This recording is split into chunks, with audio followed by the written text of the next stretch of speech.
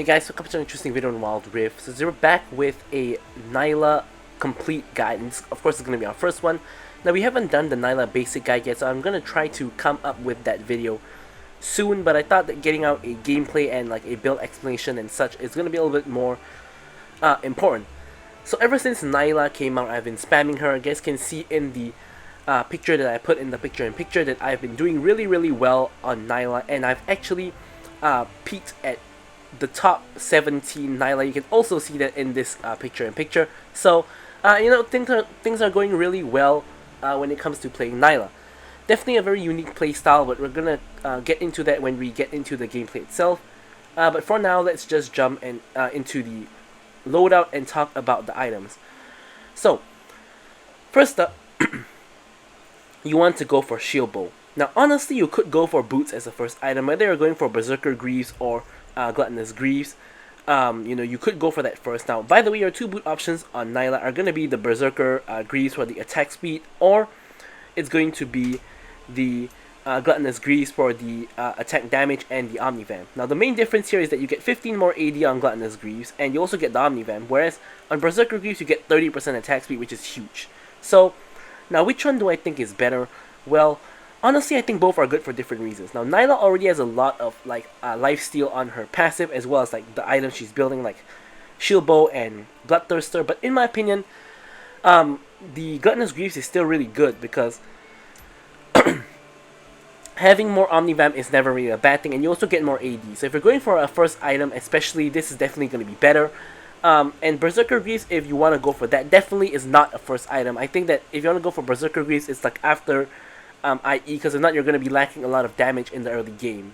So you could go for gluttonous greaves as first item if you wanted to. I did test it out, but overall I preferred going for shield bow, because by the time you reach the first dragon fight, you can get a completed shield bow even if you don't get a kill. And I think that shield bow spike on dragon fight is better than having like gluttonous greaves plus like noon quiver and longsword or something like that. So anyways, I go for first item immoral shield bow, which of course gives me that lifeline. Passive gives me, of course, AD crit, attack speed, as well as vamp. And then we go into IE. So IE, of course, gives you a huge amount of AD as well as a lot of crit, and also increases your crit damage. And then, of course, as I mentioned, you go for either gluttonous greaves or the berserker greaves. Now, berserker greaves honestly is pretty good because we're not building any attack speed except for like 15% attack speed here. So 30% attack speed here. It's pretty good. I've tested both, and honestly, I feel it's a little bit of personal preference as to whether you like, you know, are okay with not having that extra attack speed or not. Personally, I'm fine with it. I tried both builds. I'm okay with not having so much attack speed, so I've gone for the gluttonous greaves. Now, next up, we of course go for bloodthirster. Now, bloodthirster of course gives us crit, a lot of AD, physical vamp, and of course the extra shield, which kind of combos together with your passive, which also allows you to get a shield. Now finally, you get an LDR to give you the armor pen as well as the crit. Now although you get armor pen on your passive, building armor pen is still important, otherwise you're going to have trouble shredding tanks. And finally, we top it off with a GA. Now, alternatively, instead of going for LDR, you could actually also go for the Maul Reminder if you need the grievous wounds. And if that's the case, you can go for last item Slurry Charge Blade to give yourself 100% crit. This of course does end up giving you attack speed, which is not really the stat you want, but the rest of the stats together with the on hit is going to be really good because Nilah spams spells really quickly. So some other options you could technically go for as well if you really want a defensive option as your last option instead of GA. You could go for Death's Dance, because don't forget she's a melee champion, so she gets the full effect of Death's Dance. You could also go for Twin Guard, which since you lifesteal so much, getting a Twin Guard as your last item is going to help you you know, be really tanky and lifesteal a lot as well. For the runes, you're going to go for Conqueror, of course, for that extra AD as well as the Omnivamp, of course.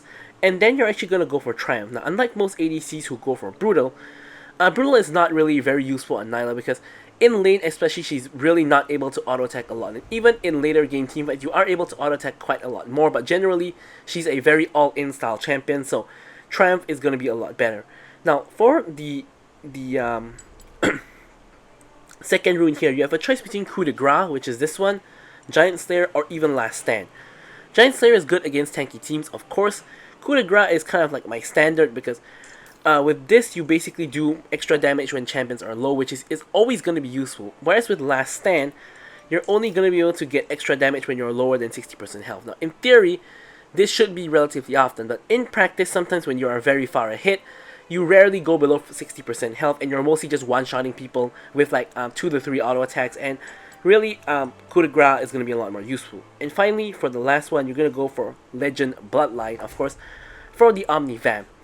And for the secondary rune, you could go for a lot of options. Now, I personally like taking Second Wind because Nilah's laning phase is really painful because you're melee, so taking Second Wind allows you to kind of survive a little bit easier and get a little bit of health regen. Aside from that, you could also go for Bone Plating if you prefer that, for of course the anti-burst. Now, aside from that, you could also go for Shield Bash, because don't forget Nilah kind of shields herself, so Shield Bash, after receiving a shielding effect, your next attack will be empowered to deal, of course, bonus damage. And yeah, so this is also a relatively good option. And of course, you also have the other standard kind of options like Eyeball Collector, like of course your Futures Market or Nimbus Cloak if you like those options. But personally, I like to go for Second Wind. Now for the spells, I like to go for Flash and Exhaust now, because Nilah is always in melee range. She's pretty much always going to be in exhaust range, so you're pretty much going to be able to exhaust the target you want all of the time. I think Ghost on Nilah is probably going to be pretty good as well, but I haven't actually tested that out personally as of yet. But anyways, with all that said, let's jump into talking about the gameplay. Okay, so now we're going to take a look at the Nilah gameplay. Now, of course, as usual, don't forget to, of course, like, comment, and subscribe. Any questions, queries, or remarks, feel free to leave them in the comments below. And as you guys can see just now from the loading screen, we are, of course, in the top 50 Nilah in this particular match. Of course, by now, probably was dropped. Haven't played in a couple of hours, so, you know, people overtake you really quickly, but anyways, that's not really important. So, as usual, we're going to control ward in this bush. So now, the most important thing that I figured out when playing Nilah is basically you only have two like states that you're playing her in lane. Either you're all-inning your opponent, or you're trying to stay back and farm. There's no in-between. There's no really like poking your opponent and whatnot. Let me explain why. Now, you can poke with your Q, but because you're melee, if you manage to land a Q auto, for example, even though it seems like you won the trade, when you're walking away, the enemy ADC can just auto-attack you twice, and basically either you have lost the trade or it's an even trade. So, that's no good. So, basically, you're either trying to stay out of their range, wait for the minions to come to you, and last hit with your Q and your empowered auto-attacks like this. You can see here I'm trying to stay away. I'm trying to hit at my max range, and then there I was actually trying to hit on the kill, but you can see that you can see how that worked out for me. So, you can see that I've now have health, so that clearly doesn't work. So, you just want to stay far away and just use your Q to attack the minions and get those minions. So, that's pretty much all you want to do, unless you want to go all in, which is basically you just dash at them and start using Q, W, auto-attack them non-stop and try to get a kill or get a good chunk. So here you can see, like for example against the Kai'Sa, when I step up a little bit too far, I'm going to eat a Q, which is pretty much going to be a big issue. And now I have to try to like attack the minions and try to lifesteal a little bit of the minions, like so. So here you can see that Nilah will never have lane priority. You can see that Kai'Sa is actually roaming all the way up to mid, and I think she's taking the scuttle at the moment. But there's really nothing we can do about it. The only thing we can do is to try to push in the wave when the enemy is not around. So here you can see, because Kai'Sa, I think she wanted to take the scuttle, we're able to actually push in the wave and recall here. And honestly, there really isn't anything much to really go over with like Nilah's laning phase, because basically it's, as I said, you basically just want to play super duper safe and try to farm up. If the jungler ganks, go in with them, or if you are if you're in a state that you can win. For example, if you're against like let's say two really weak like early game champs, let's say you're against like a Sona Vayne, for example, then you can maybe just dash on top of their head and just go in on them, but that's really rare. So the most important thing to learn about Nilah is how much damage she does at certain levels or certain item breakpoints, because this will determine whether you can go in or not. It's sort of like playing an assassin, where you have to know how much damage you deal and how much damage you take to sort of like know whether or not you should go in and whether or not you can get the kill. It's pretty much the same story with Nilah, because if you know you can get the kill, if you know you can go in, then you should. of course, going 100% of the time. But if you know you don't win, then you want to stay far away, you want to stay back, and you want to, of course, let the enemy push in. And then you just farm safely on the tower or farm safely toward your side of the map.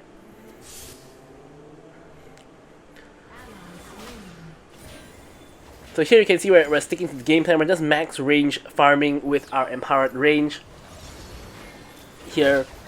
And as long as we tether to the Kai'Sa, and we shouldn't be able to get hit by her at all. So that's pretty much the game plan here. Here you can see Akali and Nilah are actually roaming down. So here we actually do want to start a fight and bait them in. So here you can see that now that they've run towards us, we're going to actually go in on them, hit the ulti to pull both of them back towards us. Akali secures the kill on the Kayle. And since she's tanking the tower here, I don't know why she's so greedy for this kill, but since she's tanking the tower here, we're just going to go in, finish off this kill against Kai'Sa and flash out. Now unfortunately, Pantheon man drops in, ignites us, and gets a kill on the Nilah as well. So overall, not too good of a trade, but we did get 1 kill and 1 assist. So it's not too bad, I guess, but yeah, it definitely didn't work out as well as it could. So anyways, here honestly I think early game, if you trade evenly, it's kind of bad, but it's not really the worst, because it's really difficult to like do very much with Nilah before you get items. When you get to like 1, 2, 3 items, you're gonna start to be really strong because of how much lifesteal you get. But at this current stage of the game, before that happens, you're kind of really weak. So here you can see I'm going to try to go all in on the kill. You can see that I'm going in for a huge chunk on the kill. You can see that I was able to get her to half health. I took just a little bit of damage, and this is sort of what I was talking about, because I know that with my W, the kill's not going to be able to damage me too much, and I know that I can deal a decent amount of damage to her, which is exactly why I just dashed through the minions, went straight in onto her and got a chunk, because I do know my damage, and I do know that she can't do too much damage to me without Kai'Sa around, because Kayle is really weak in the early game, and she also relies on auto attacks, which I can block with my W. So here the first dragon is coming up. You can see Nilah is already in position, and here I'm just rotating toward the dragon. A fight starts to break out, so here I'm going to blast plant myself in, dash straight forward, and try to pull in 2 people using my ulti. I managed to get a kill on Pantheon. Now I'm going on to Kai'Sa. Managed to get a kill onto Kai'Sa as well. Now Kayle is left alone at the blue buff pit. Nothing much she can do here, and we're going to just quickly pick up this dragon. And now with this dragon, we can go back to bot lane and pick up the farm that's starting to accumulate. Now, of course, Herald is still up, and the enemy jungle is dead. So Herald is still very contestable for me and my team. So that is something we do want to look out for. But anyways, normally as ADC, you're not really the one normally contesting the Herald. So here, a trick you can do is if you're trying to get tower plates, you want to queue the minions to get the increased range, because that also gives you increased attack speed, which allows you to get the tower plates faster. So now the enemy bot lane is back in lane, so now we want to now be a little bit more cautious, and we want to just bat here and pick up some items. So here I decided to go for a boot second item, and I decided to go for the Omnivamp boots, the Gluttonous Greaves, which is most of the time my preferable boots, although of course, as I said, you can go for either. So here Kai'Sa and Kayle are 2-manning this tower. I can see my Akali is on the way, so here I'm just trying to keep them interested. And here Akali goes in on them. Honestly, I should have dashed through the minions there instead of just killing them. But here Akali goes in, full committing. So here I'm going to commit as well, going in with the ulti onto the Kai'Sa. I exhaust the Kai'Sa, and Akali is able to pick up the double. And she is also able to survive. So here, I'm just going to go ahead and take tower plates, because obviously the huge fight is happening in Herald. I'm pretty much left unattended, and this allows me to pick up a couple of plates already. 2 plates picked up. Going for the third now, as I mentioned, you want to queue the wave to get the increased attack speed, and also while you're attacking the tower, you can technically attack the wave at the same time because it's a cone attack. So here I'm just blasting down the tower. You have to dash out because you know, the minion's not in the tower range yet. So here we secure the tower, we get first tower, and that's a huge injection of gold for us. So here we're going to be able to back and of course pick up some items. So here you can see, of course, we're building towards IE, and we have like BF sword together with a glove, so we're halfway there to IE, which is of course going to be a major power spike because of how much AD and you know, increased crit damage it gives us. Of course, it's really important to build crit on Nilah to take advantage of her passive. You pretty much are trolling if you build anything other than crit because of how her passive works, unfortunately. But yeah, so here We're just going to clean up the mid lane, and since the enemy team is not in the mid lane defending, we're actually going to be able to work together with Akali here as well as Nami to pick up this mid lane tower and scamper away.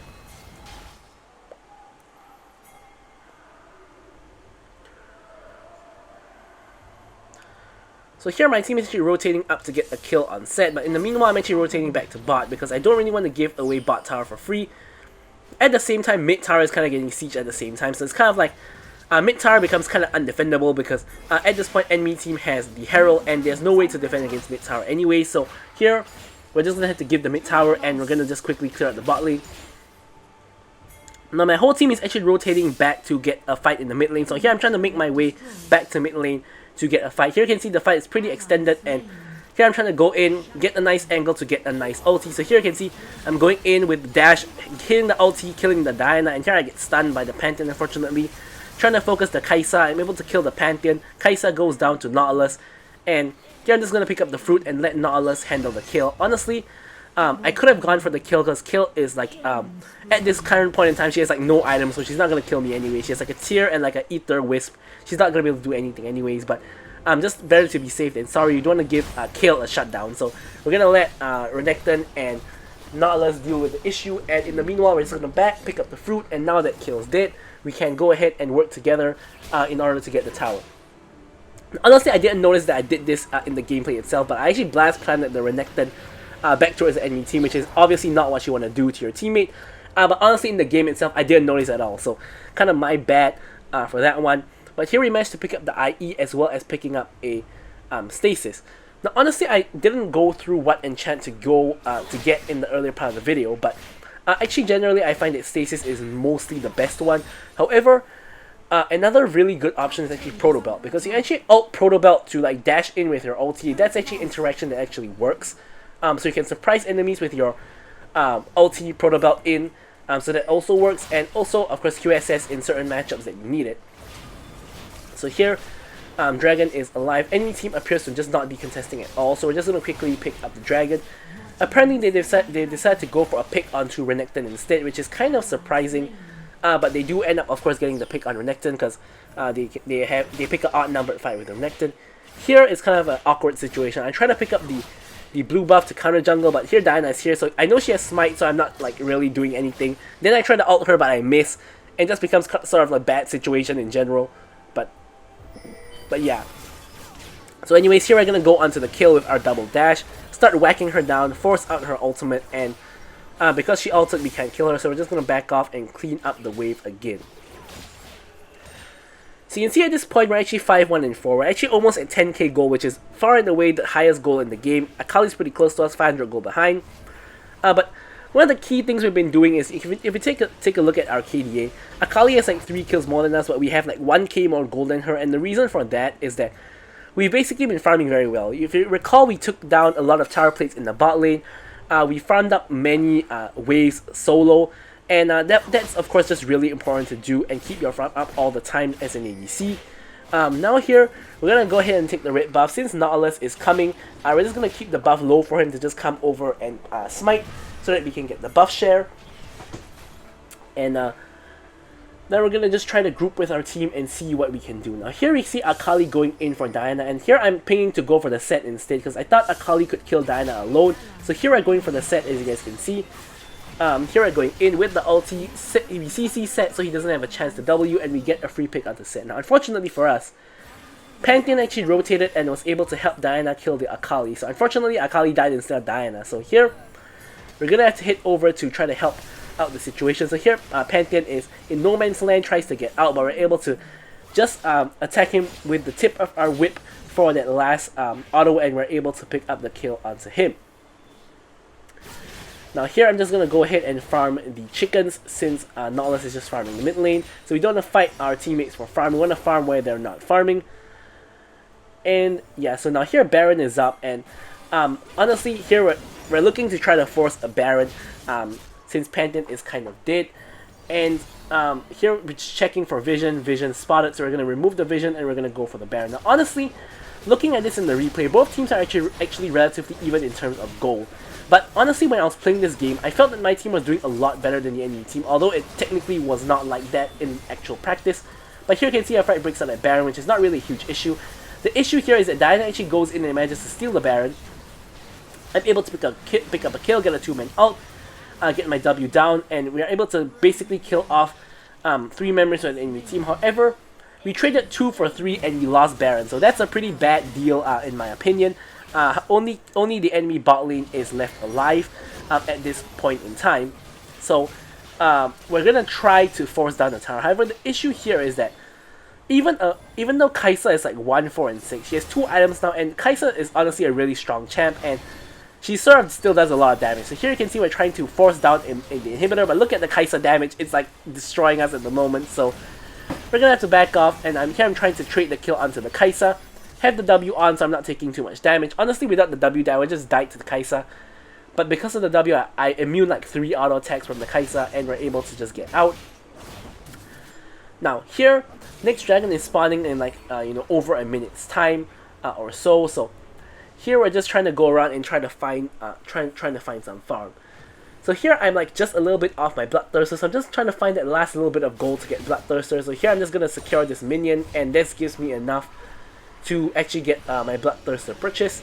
And this is of course a very key item. Gives you a lot of damage, gives you a lot of lifesteal as well. Like on this like 3 item power spike, Nilah is like really strong with the shield bow, IE as well as the Bloodthirster, really strong. So here I'm gonna try to pick up red buff again, but we can see that once again Nautilus is on the way. So once again I'm just waiting for him to just come by to attack the buff. Honestly, he could have just auto-attacked the buff to get it, but I don't know why he smited. It's really weird. But anyways, not too big of a deal. Here I'm just gonna farm the raptors on the way to going to the dragon. Once again, the enemy team appears to not be contesting the dragon, which once again I think is really weird. Don't know why you're just giving up like dragons for free. Set's just pushing, Kai'Sa's clearing wave, and we just pick up another free dragon. Not gonna complain about it though. It's a little bit weird, but yeah, as I said, not gonna complain too much about it. But here, Set gets taken out by Renekton, and here my team is trying to force down the mid. So here we're kind of just trying to take advantage of the fact the enemy team is completely disorganized. They have no idea what they're doing here, and we're just gonna force down this mid lane tower. And now that we've gotten the mid lane tower, our next focus is going to be bot lane. You can see that our bot lane wave is sort of pushing in, so this is a pretty good opportunity to rotate over to the bot lane and quickly, of course, just go ahead and pick up the bot lane. Now, didn't know this in the game, but later you will see that apparently Diana was AFK, so perhaps she was already AFK, so the enemy team found that there was no point in contesting objectives since their jungler was AFK, which I think is completely understandable. And that might kind of explain why they're not doing any objectives, or not contesting any objectives. So anyways, in terms of like Nilah, I haven't really talked a lot about her, but in terms of late game, you can see it's pretty simple. Like the hard part about Nilah and her melee range comes in like early game, but you can see like in late game, you pretty much just group with your team, go in and just like fight basically. It's not too complicated to play. You just go in, you just fight, it's pretty much just it.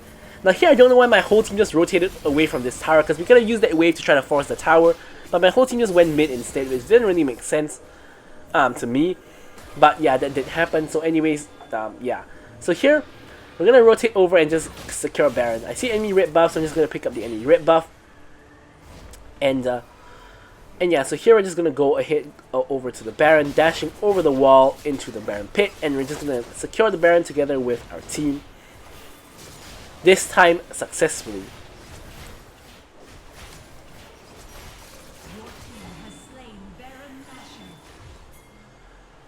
Alright, so now we're going to just recall, and we're going to pick up components of our, of course, LDR, but we're not going to be able to actually complete the LDR, at least not just yet.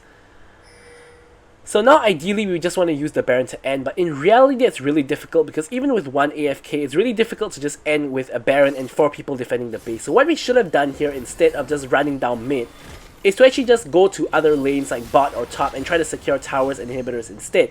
Because here you can see we're running down mid but the issue is that we have no like range ADC. We are like a full team of melees. We have like Nautilus, me, Renekton, and Akali, we're all melee, so we're not going to be able to siege the tower.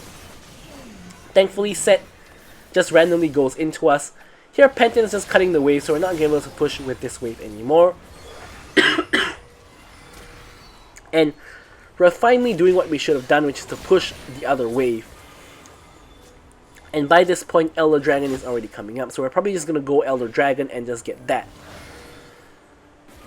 So here you can see that with the Baron, we're going to force down this inhibitor, which is what we should have done from the beginning anyways. Here we're just trying to go in. I get the kill onto the kill. And now with the Baron waves, we can actually just go ahead and try to end the game now. Here I'm ulting, get the double kill, get the triple kill maybe. No triple kill. There we go. And the game is over. So I'm going to leave you guys with the stats as usual. Thank you guys so much for watching the video, and goodbye.